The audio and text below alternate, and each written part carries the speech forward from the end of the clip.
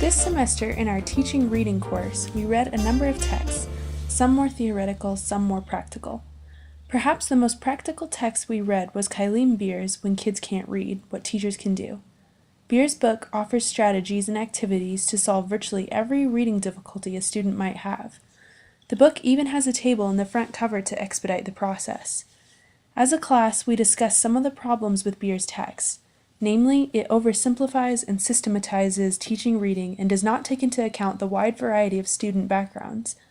Nevertheless, there have been some activities in When Kids Can't Read that we like and could see ourselves using in our own classrooms. One activity I particularly liked is Beer's use of Likert scales to create discussion about a text read for class. Students read a statement, decide how much they agree or disagree with the statement, and circle the word that best indicates their level of agreement. The scales ask questions without clear-cut answers that refer to themes, characters, and conflicts in the text. For example, some Likert scales Beers used for The Watsons Go to Birmingham 1963 said, "Kenny and his family should not have gone to Birmingham, Alabama when they did. Strongly disagree, disagree, agree, or strongly agree." You can do some bad things and still be a good person. Consider Byron as you answer this. Strongly disagree, disagree, agree, or strongly agree. Beers recommends using Likert scales as a post-reading activity, but I like the idea of using them as both a pre-reading and post-reading activity to get students engaging with the themes and ideas in a text before they read it. Then, after reading the text, students can return to the same scales and reevaluate their answers through the lens of the text.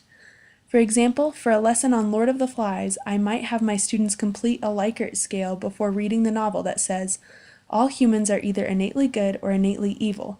Strongly disagree, disagree, agree, or strongly agree." After reading the novel, I would have my students respond to the statement again using their knowledge of Lord of the Flies to help construct their answers. Why did I choose this activity for our page?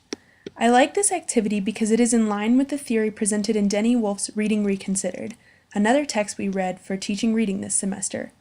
Wolf warns against installing a low ceiling on class discussion by asking the wrong kinds of questions. Facts of story questions and right or wrong questions give me, as the teacher, all the power and don't encourage my students to investigate the text.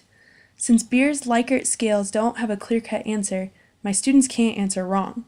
I'm hoping this will encourage all my students to discuss their opinions amongst each other, knowing all their different opinions are valid and should be explored. I also like that Likert scales can be used before and after reading a text for class to see how my students' views are changed by the text we read.